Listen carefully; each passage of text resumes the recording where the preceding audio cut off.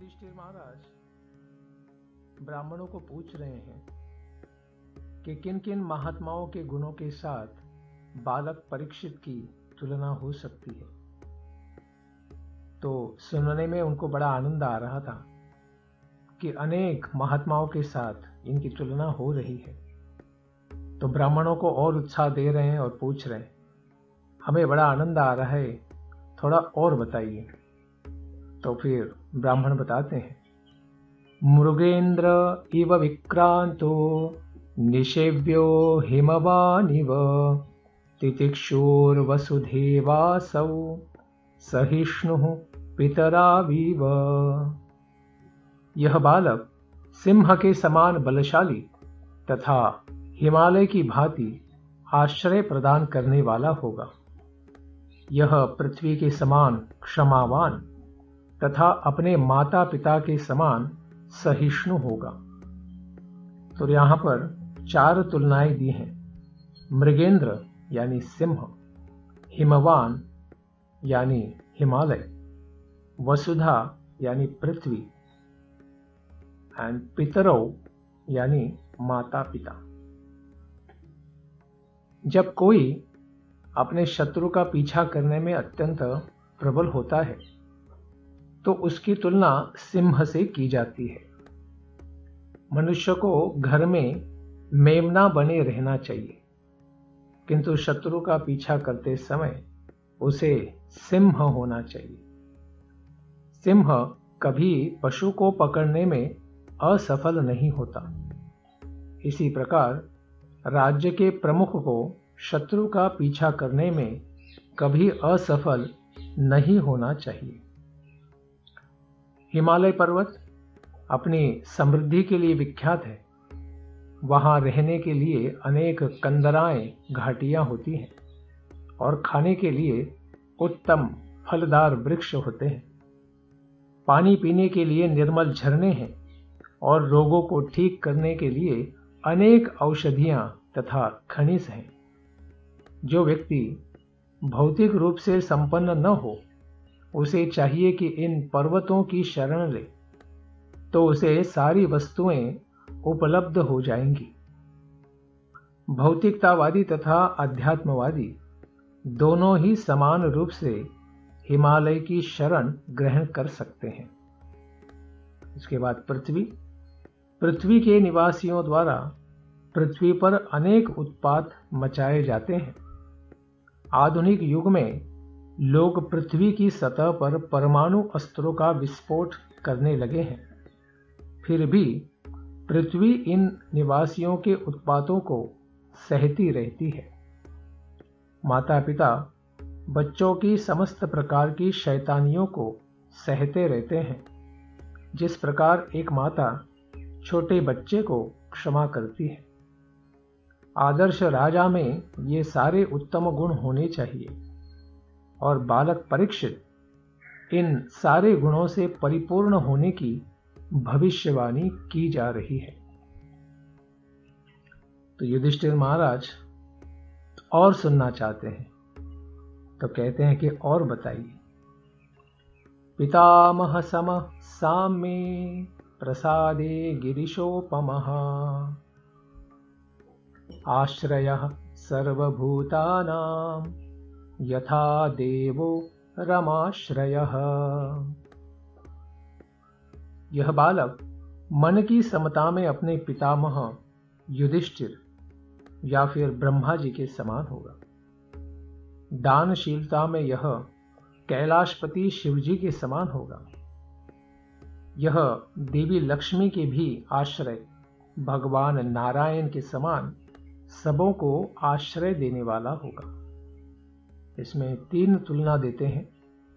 पितामह युधिष्ठिर या ब्रह्मा, गिरीश यानी शिवजी और रमाश्रय यानी भगवान विष्णु।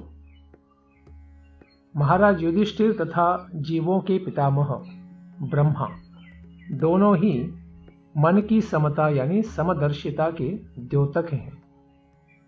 श्रीधर स्वामी जी के अनुसार पितामह शब्द ब्रह्मा के लिए आया है, किंतु विश्वनाथ चक्रवर्ती ठाकुर के अनुसार पितामह स्वयं महाराज युधिष्ठिर हैं। किंतु दोनों ही तरह से देखा जाए तो यह उपमा समान रूप से उत्तम है, क्योंकि दोनों ही परमेश्वर के जाने माने प्रतिनिधि हैं। अतएव दोनों को ही जीव के कल्याण कार्य में लगे रहने से मानसिक समता बनाए रखनी होती है। शासन के किसी भी सर्वोच्च जिम्मेदार कार्यकारी व्यक्ति को उन्हीं सबों के घात सहने पड़ते हैं जिनके लिए वह कार्य करता है। ब्रह्मा जी की आलोचना गोपियों तक ने की, जो भगवान के महानतम पूर्ण भक्त हैं। गोपियां ब्रह्मा जी के कार्य से असंतुष्ट थीं, क्योंकि इस ब्रह्मांड विशेष के सृष्टा रूप में उन्होंने पलकें बनाई, जिनके कारण भगवान कृष्ण का दर्शन करने में उन्हें बाधा पहुंचती थी।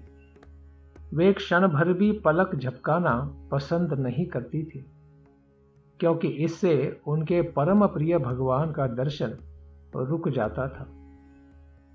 अतएव अन्यों के विषय में क्या कहा जाए, जो किसी भी उत्तरदायी व्यक्ति के हर कार्य की आलोचना निंदा ही करते रहते हैं। इसी प्रकार महाराज युधिष्ठिर को अपने शत्रुओं द्वारा उत्पन्न की गई अनेक विषम परिस्थितियों का सामना करते रहना होता था, किंतु सभी नाजुक परिस्थितियों में भी वे मानसिक संतुलन पूर्ण रूपेण बनाए रहे। अतः मानसिक समता बनाए रखने में दोनों पितामहों का उदाहरण अत्यंत उपयुक्त है। शिवजी खास करके भिखारियों को दान देने के लिए बड़े विख्यात हैं। अतएव उनका नाम आशुतोष भी है। आशुतोष यानी आशु यानी बहुत जल्दी, और तोष यानी तुष्ट हो जाते हैं। बहुत शीघ्रता से वे अपने तथाकथित भक्तों पर प्रसन्न हो जाते हैं। उन्हें भूतनाथ भी कहते हैं, जिसका अर्थ है कि सामान्य गवई लोगों के वे स्वामी हैं, जो उनके प्रति इसलिए आकर्षित होते हैं क्योंकि वे भावी परिणामों का विचार किए बिना ही उदार वर दे देते हैं। जैसे रावण शिवजी के प्रति अत्यधिक आसक्त था और वह उन्हें सरलता से प्रसन्न करने के लिए बड़ा उत्साही था और उनकी कृपा से शक्तिशाली बन गया कि उसने भगवान श्री राम की सत्ता को ही चुनौती दे दी। निस्संदेह जब रावण शिवजी के आराध्य भगवान राम से ही लड़ा तो शिवजी ने उसकी कोई सहायता नहीं की। शिवजी ने वृकासुर को ऐसा वरदान दिया था जो न केवल उपहासात्मक था अपितु भयावह भी था। शिवजी की कृपा से वृकासुर इतना शक्तिशाली बन गया कि वह किसी के भी मस्तक पर हाथ रखकर उसे तुरंत नष्ट कर सकता था। यद्यपि शिवजी ने ही यह वरदान दिया था, किंतु उस चालाक असुर ने शिवजी के मस्तक का स्पर्श करके इसकी शक्ति का परीक्षण करना चाहा था। इस तरह शिवजी को इस मुसीबत से अपनी रक्षा करने के लिए भगवान विष्णु की ही शरण लेनी पड़ी। भगवान विष्णु ने अपनी मोहिनी माया से वृकासुर दैत्य को अपने ही मस्तक पर स्पर्श करके परीक्षण करने के लिए कहा। उसने वैसा ही किया, जिससे वह स्वयं ही नष्ट हो गया। उसके सर के 1000 टुकड़े हो गए और इस तरह यह संसार देवताओं के चालाक याचक की सारी मुसीबतों से मुक्त हो सका। सबसे मजेदार बात तो यह है कि शिवजी कभी किसी को किसी प्रकार का वरदान देने से मना नहीं करते। अतएव वे सर्वाधिक उदार हैं। यद्यपि कभी कभी उनसे ऐसी भूल हो जाती है, अर्थात भगवान की लीला का विस्तार करने के लिए ही वे ऐसा वर दे देते। इसके पश्चात रमा जी। रमा का अर्थ है भाग्य की लक्ष्मी। भाग्यलक्ष्मी देवी, और उनके आश्रय है रमाश्रय भगवान विष्णु। भगवान विष्णु समस्त जीवों के पालक हैं। जीव तो असंख्य हैं, जो न केवल इस ग्रह में रहते हैं अपितु अन्य लाखों ग्रहों में भी रहते हैं। आत्म साक्षात्कार के मार्ग पर अग्रसर होने के लिए उन सबको जीवन की समस्त सुविधाएं प्रदान की जाती हैं, लेकिन इंद्रिय तृप्ति के मार्ग में वे माया के कारण कठिनाई में फंस जाते हैं। अतएव वे आर्थिक विकास की मिथ्या योजना के मार्ग पर जाते हैं। ऐसा आर्थिक विकास कभी सफल नहीं होता, क्योंकि यह भ्रामक है। ये लोग सदैव भ्रामक लक्ष्मी देवी के पीछे पीछे लगे रहते हैं, लेकिन ये लोग यह नहीं जानते कि लक्ष्मी जी केवल भगवान विष्णु के संरक्षण में ही रह सकती हैं। विष्णु के बिना लक्ष्मी जी कोरी माया है। अतएव हमें प्रत्यक्ष रूप से लक्ष्मी जी का आश्रय न ढूंढकर भगवान विष्णु का, कृष्ण का आश्रय लेना चाहिए। केवल विष्णु तथा उनके भक्त ही सबों के आश्रय प्रदान कर सकते हैं। और चूंकि महाराज परीक्षित की रक्षा स्वयं विष्णु कर रहे थे, अतएव यह सर्वथा संभव था कि वे अपने शासन में रहने वाले सबों को पूरा पूरा संरक्षण प्रदान कर सके। परीक्षित जी के गुणों का और वर्णन सुनने की इच्छा से उन्होंने और पूछा कि गुरुवर और बताइए। सर्व सद्गुण महात्मे एष कृष्णम अनुव्रतः रन्ति देव इवोदारो ययातिरेव धार्मिकः। इसमें 3 तुलना दी है। कृष्ण भगवान श्री कृष्ण, रंती देव और ययाति। यह बालक भगवान श्री कृष्ण के चरण चिन्हों का पालन करते हुए उन्हीं के समान होगा। उदारता में यह राजा रंती देव के समान होगा तथा धर्म में यह महाराज ययाति की भांति होगा। भगवद गीता में भगवान श्री कृष्ण का अंतिम उपदेश यह है कि मनुष्य सब कुछ त्याग कर भगवान के ही चरण चिन्हों का अनुसरण करे।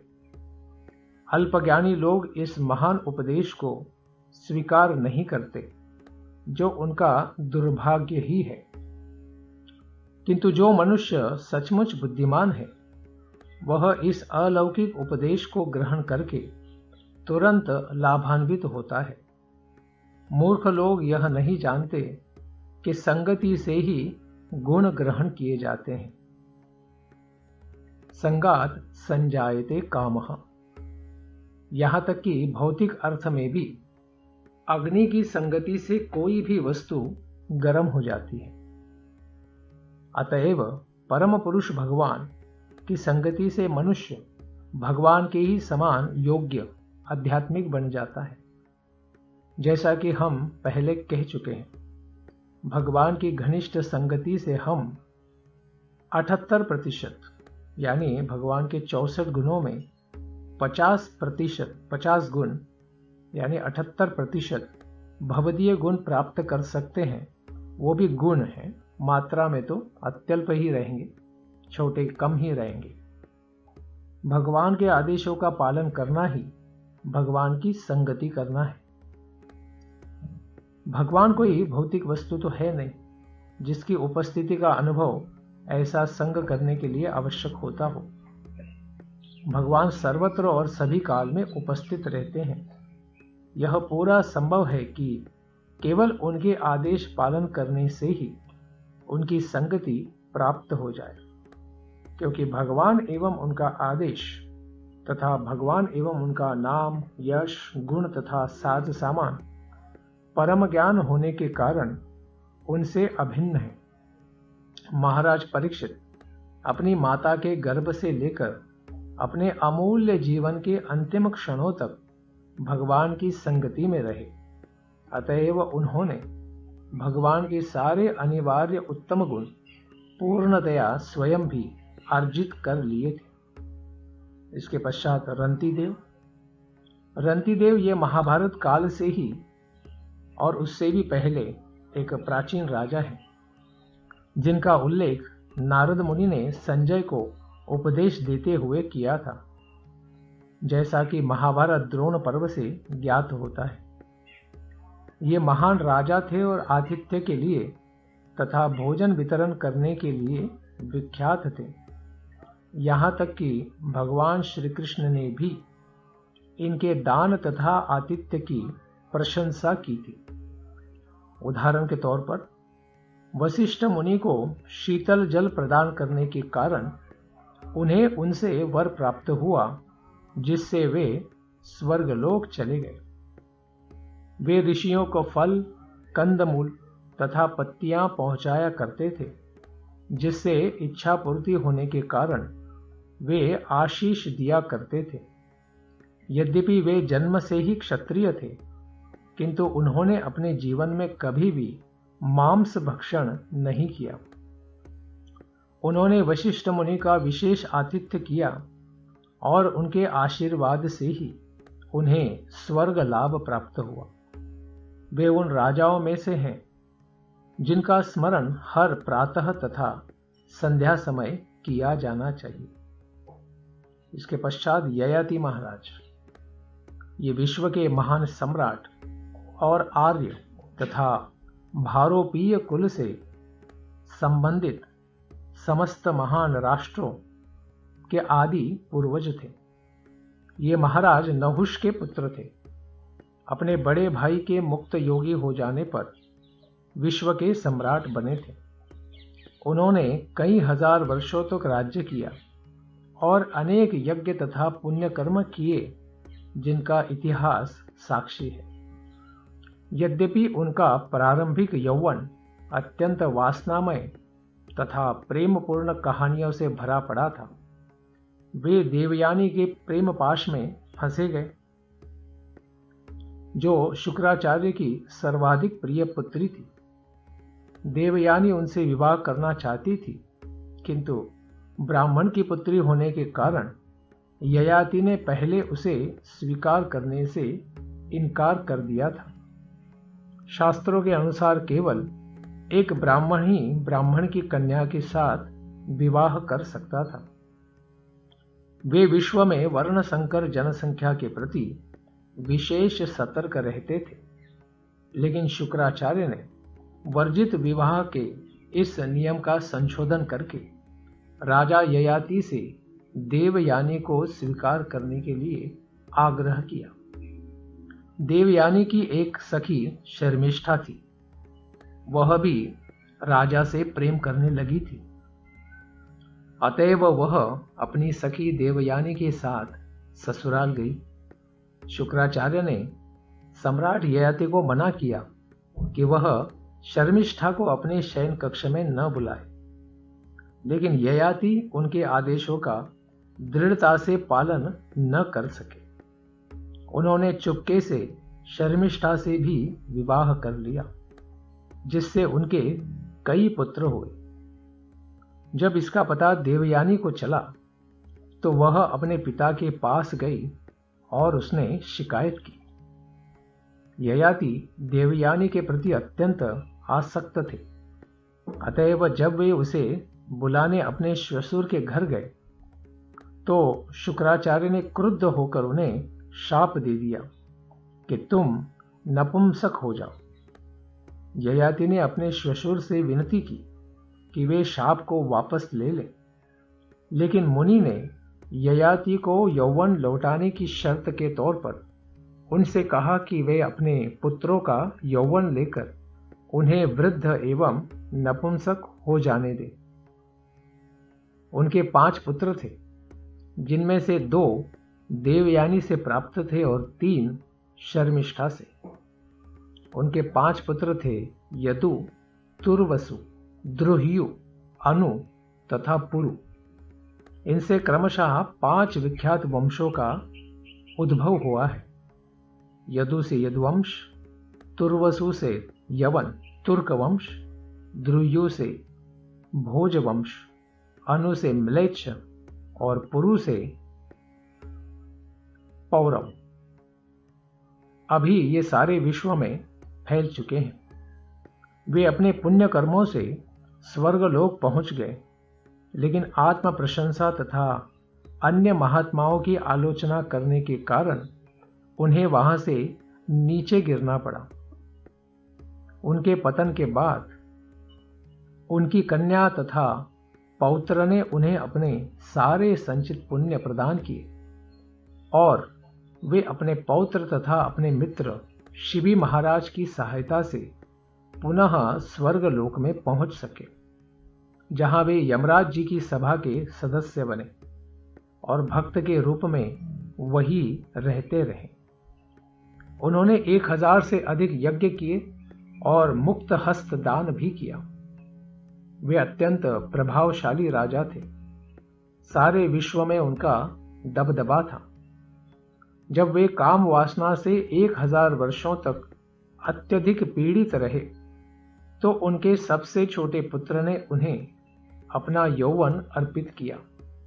अंततः वे सांसारिक जीवन से विरक्त हो गए और उन्होंने अपने पुत्र पुरु को उसका यौवन लौटा दिया। उन्होंने पुरु को राज्य भी सौंपना चाहा, लेकिन उनके दरबारी तथा प्रजागण इसके लिए राजी नहीं हुए। किंतु जब उन्होंने उनसे राजा पुरु की महानता का बखान किया, तो वे उसे राजा स्वीकार करने के लिए राजी हो गए और इस तरह सम्राट ययाति गृहस्थ जीवन से विरक्त होकर गृह त्याग करके वन चले गए। इसके पश्चात युधिष्ठिर महाराज और कुछ तुलना सुनने की अपेक्षा रख के ब्राह्मणों से और बताने की कृपा करें, ऐसा कहकर श्रवण के लिए उत्सुक रहे। तब और 2 तुलनाएं प्रस्तुत करते हैं ब्राह्मण। धृत्या बलि सम कृष्णे प्रह्लाद इव सद्ग्रह आहर्तैषोऽश्वमेधानां वृद्धानां पर्युपासकः। यह बालक धैर्य में बलि महाराज के समान होगा और प्रह्लाद महाराज के समान कृष्ण का अनन्य भक्त होगा। यह अनेक अश्वमेध यज्ञों को संपन्न करने वाला तथा वृद्ध एवं अनुभवी व्यक्तियों का अनुयायी होगा। बलि महाराज ये भगवान के भक्ति के 12 अधिकारी महाजनों में से एक है। ये भक्ति के अधिकारी इसलिए बने क्योंकि भगवान को प्रसन्न करने के लिए इन्होंने सर्वस्व न्यौछावर कर दिया था और अपने तथाकथित गुरु से शुक्राचार्य जी से संबंध विच्छेद कर लिया था, क्योंकि गुरु ने भगवान की सेवा में सर्वस्व न्यौछावर करने में बाधा उत्पन्न की थी। धार्मिक जीवन की सर्वोच्च सिद्धि बिना किसी कारण के या बिना किसी प्रकार के सांसारिक व्यवधान के भगवत भक्ति की अहैतुकी अवस्था प्राप्त करना है। बलि महाराज भगवान को प्रसन्न करने के लिए सर्वस्व त्याग देने के लिए कृत संकल्प थे और उन्होंने किसी प्रकार की अड़चन की परवाह नहीं की। ये भक्ति के अन्य प्रामाणिक अधिकारी महाजन जैसे प्रह्लाद महाराज के पौत्र थे। बलि महाराज तथा विष्णु वामनदेव के साथ उनके व्यवहार की कथा हम श्रवण करेंगे श्रीमद् भागवतम के 8वें स्कंद में। इसके पश्चात प्रह्लाद महाराज वे भी भगवान कृष्ण के परम भक्त थे। अभी वे केवल 5 वर्ष के ही थे कि उनके पिता हिरण्यकशिपु ने भगवान का अनन्य भक्त होने के लिए उन्हें कठोर दंड दिया। वे हिरण्यकशिपु के प्रथम पुत्र थे और उनकी माता का नाम कयाधु था। प्रह्लाद महाराज महाभागवत थे क्योंकि उनके पिता का वध भगवान नरसिम्हदेव ने किया था। इससे यह दृष्टांत प्रस्तुत हुआ था कि यदि भक्ति मार्ग में पिता बाधक बने तो उसे भी भक्ति के पथ से दूर कर देना चाहिए। उनके 4 पुत्र थे। सबसे बड़े पुत्र विरोचन थे और इनके पुत्र रूप में बलि महाराज उत्पन्न हुए थे। प्रहलाद महाराज के कार्यकलापों का वर्णन हम श्रवण करेंगे श्रीमद् भागवतम के 7वें स्कंद में। तो इतनी सारी तुलनाओं को श्रवण करने के बाद इनका जीवन इतना आश्चर्यमय, अद्भुत होगा, धार्मिक होगा, तो क्या इनकी मृत्यु भी धार्मिक होगी? इसके बारे में जिज्ञासा उत्पन्न हुई महाराज युधिष्ठिर के मन में। तो ब्राह्मणों को पूछते हैं, राजर्षिणाम जनयिता शास्ता चोत्पथगामिनाम निग्रहिता कलेरेश भुवो धर्मस्य कारणात्। यह बालक ऋषितुल्य राजाओं का पिता होगा। विश्व शांति तथा धर्म के निमित्त यह मर्यादा तोड़ने वालों तथा उपद्रवकारियों को दंड देने वाला होगा। संसार में सबसे विचक्षण व्यक्ति भगवान का भक्त ही होता है। ऋषिगण प्रज्ञावान व्यक्ति कहलाते हैं और ज्ञान की विविध शाखाओं के लिए भिन्न भिन्न प्रकार के प्रज्ञावान व्यक्ति होते हैं। अतएव जब तक राजा या किसी राज्य का अध्यक्ष सबसे बुद्धिमान व्यक्ति नहीं होता, तब तक वह राज्य के सभी प्रकार के बुद्धिमान व्यक्तियों को वश में नहीं रख सकता। महाराज युधिष्ठिर के कुल की राजसी परंपरा से सारे राजा बिना किसी अपवाद के अपने काल के सर्वाधिक विचक्षण व्यक्ति थे। और ऐसी ही भविष्यवाणी महाराज परीक्षित तथा उनके होने वाले पुत्र महाराज जन्मेजय के विषय में भी की जा रही थी। ऐसे प्रज्ञावान राजा ही मर्यादा तोड़ने वालों को दंड देने वाले तथा कली अर्थात झगड़ालू तत्वों के विच्छेदक बन सकते हैं। जैसा कि अगले श्लोकों में अध्यायों में स्पष्ट होगा, महाराज परीक्षित मूर्तिमंत कली का वध करना चाहते थे, क्योंकि वह शांति तथा धर्म की प्रतीक गाय को मारने का प्रयत्न कर रहा था। कली के लक्षण हैं 4: सुरा यानी दारू, स्त्रियां यानी अवैध स्त्री संग, द्यूत क्रीड़ा यानी जुआ खेलना, और कसाई घर यानी मांस भक्षण। समस्त राज्यों के बुद्धिमान शासकों को तो चाहिए कि वे महाराज परीक्षित से शिक्षा ग्रहण करें कि किस तरह उन मर्यादा भंग करने वालों का तथा उपद्रव करने वालों का दमन करके शांति तथा नैतिकता स्थिर रखी जाती है, जो सुरा, सुंदरी, द्यूत क्रीड़ा तथा नियमित रूप से चलाए जा रहे कसाई घरों से मिलने वाले मांस का सेवन करते हैं। इस कलयुग में कलह उत्पन्न करने वाले इन विभिन्न विभागों को चालू रखने के लिए लाइसेंस दिए जाते हैं। तो ऐसे राज्य में शांति तथा नैतिकता की आशा किस तरह की जा सकती है? अतएव राज्य के जनकों को भगवान की भक्ति द्वारा अनुशासन को भंग करने वालों को दंड देकर तथा कलह के लक्षणों का उन्मूलन करके चतुर बनने के सिद्धांतों का पालन करना चाहिए। यदि हम प्रज्वलित अग्नि चाहते हैं तो सूखे ईंधन का प्रयोग करना पड़ेगा, क्योंकि प्रज्वलित अग्नि तथा गीले ईंधन का मेल नहीं हो सकता। शांति तथा नैतिकता वही फलफूल शक्ति है जहां महाराज परीक्षित तथा उनके अनुयायियों के सिद्धांतों का पालन होता हो। अभी इनकी मृत्यु के बारे में फिर ब्राह्मण बताते हैं। तक्षकादात्मनो मृत्युम द्विजपुत्रोपसर्जितात् प्रपत्स्यत् उपश्रित्य मुक्तसंगः पदम हरिः। वह ब्राह्मण पुत्र के द्वारा भेजे गए तक्षक नाग के डसने से अपनी मृत्यु होने की बात सुनकर समस्त भौतिक आसक्ति से अपने आप को मुक्त करके भगवान को समर्पण करके उन्हीं की शरण ग्रहण करेगा। उनकी मुक्ति का साधन भगवान का आश्रय ही होगा और तक्षक नाग के वहां आने पर ही उनकी मृत्यु संभव होगी। तो प्रश्न उठता है कि भौतिक आसक्ति से कैसे मुक्त हो सकते हैं? भौतिक आसक्ति तथा भगवान के चरण कमलों की शरण ग्रहण करने में कोई मेल नहीं है, क्योंकि एक तरफ भौतिक आसक्ति यानी भौतिक संसार से जुड़े रहना और भगवान से आसक्ति यानी भगवान से जुड़े रहना, तो एक समय में दो चीजों से हम आसक्त नहीं हो सकते। भौतिक आसक्ति का अर्थ ही है कि भगवान की शरण में दिव्य सुख के प्रति अज्ञान।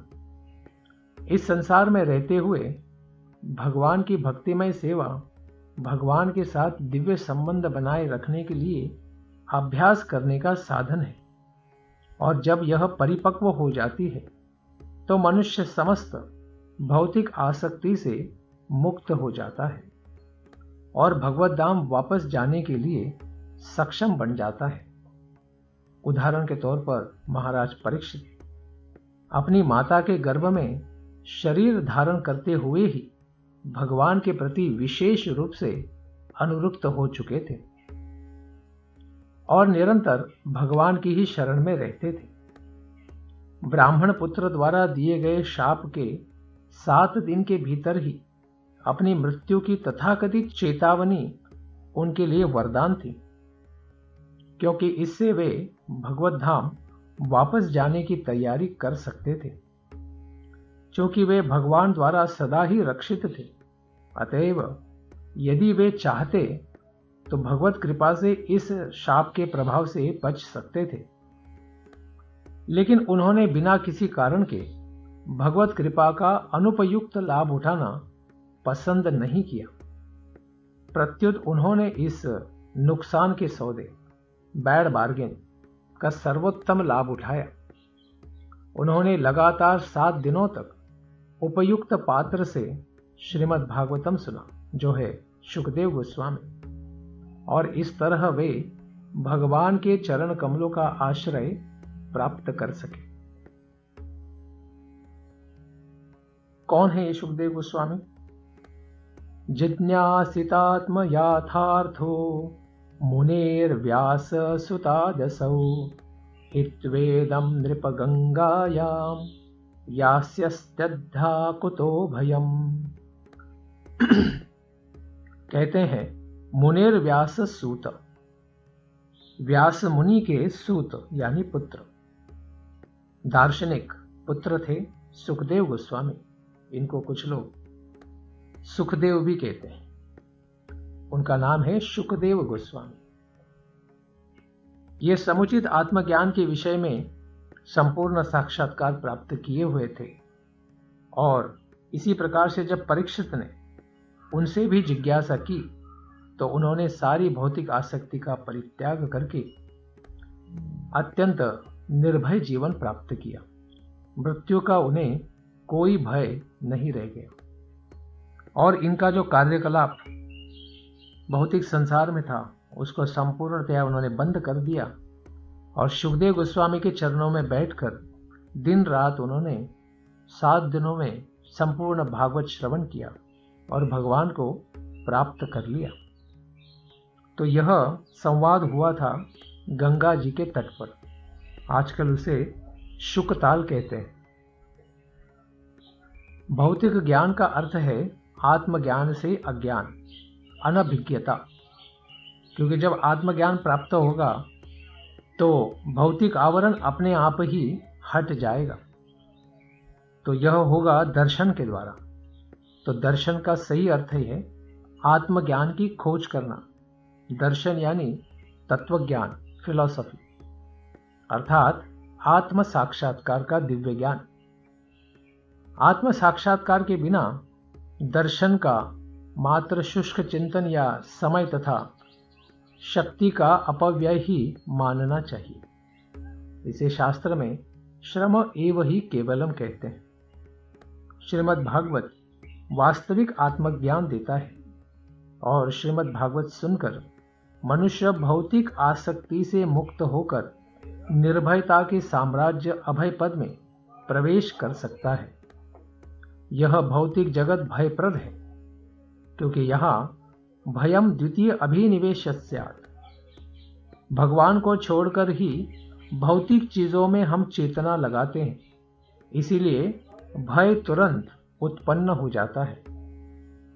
इसके बंदी सदैव इस तरह भयभीत रहते हैं जैसे जेल में रहने वाले बंदीजन।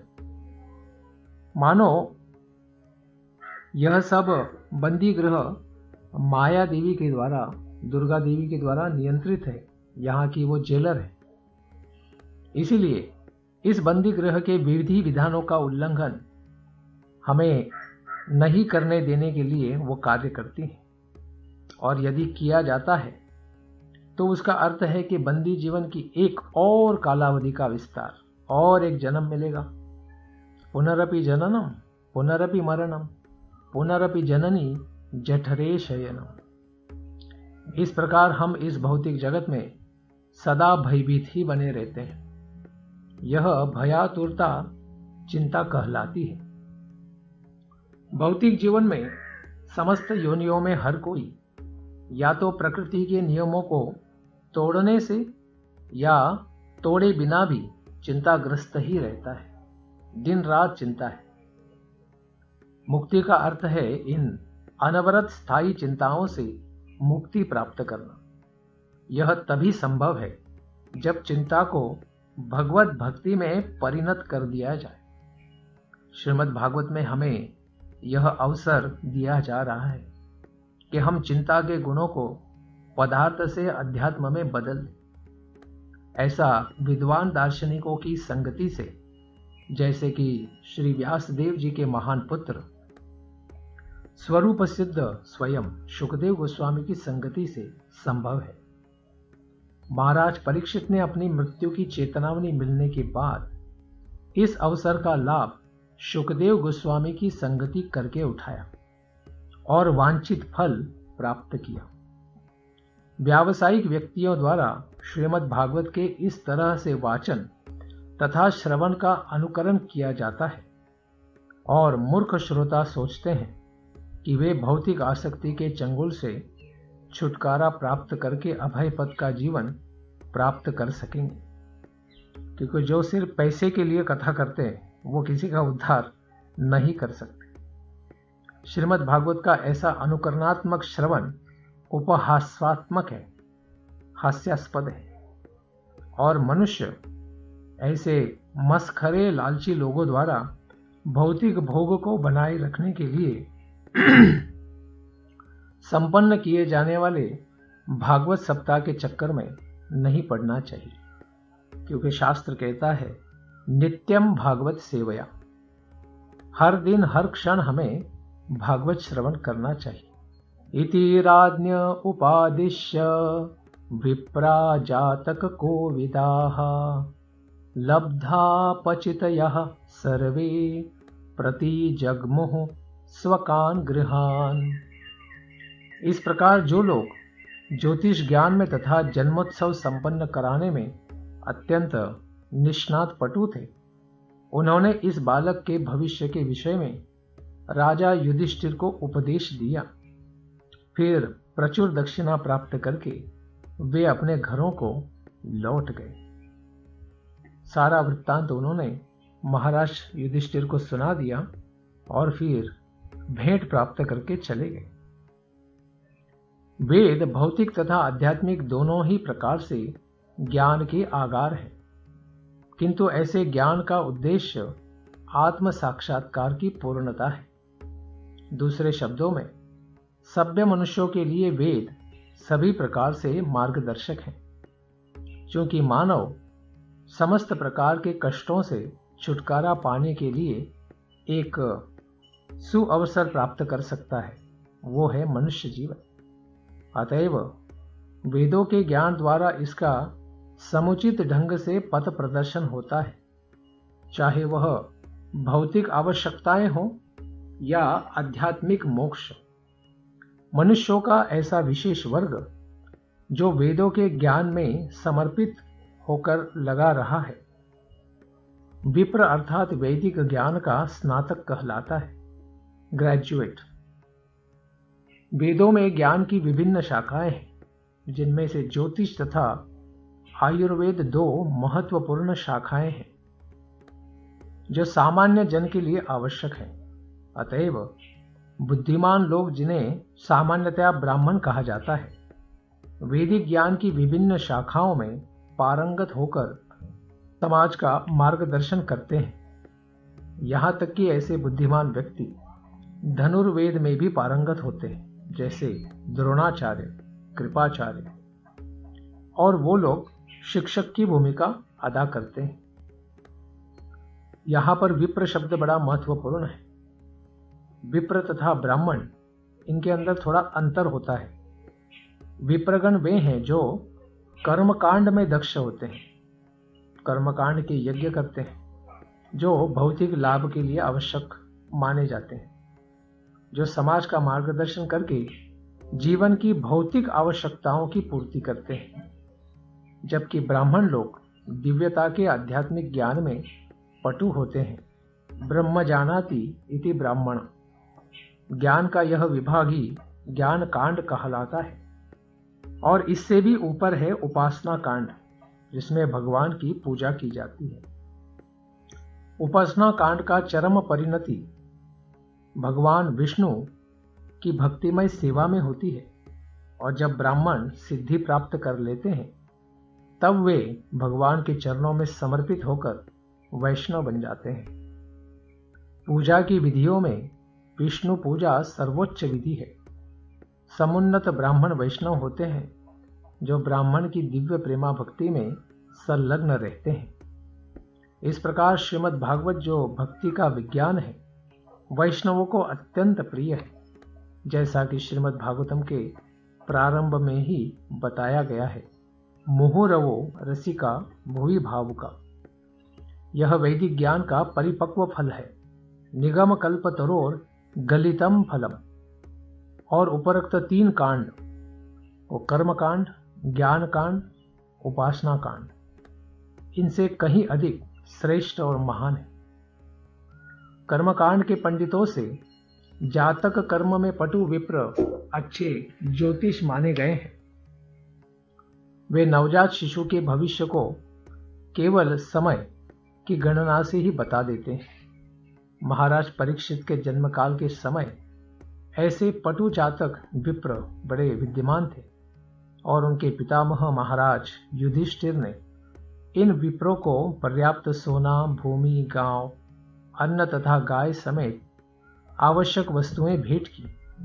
सामाजिक संरचना में ऐसे विप्रों की आवश्यकता है, और राज्य का यह कर्तव्य है कि ऐसे लोगों को अच्छी तरह पालन करें, जैसा कि वैदिक पद्धति में विधान किया गया है। ऐसे पटु निष्णात विप्र राज्य द्वारा पर्याप्त धन दिए जाने पर सामान्य लोगों की निःशुल्क सेवा कर सकते हैं, क्योंकि उनकी छोटी मोटी जो आवश्यकता है, अगर उनको संभाल लिया जाए तो उन्हें फिर धन की आवश्यकता नहीं होती है। इसीलिए वैदिक ज्ञान का यह विभाग सबों के लिए सुलभ हो सकता है। हरे कृष्णा कृष्णा कृष्णा हरे हरे, हरे राम राम राम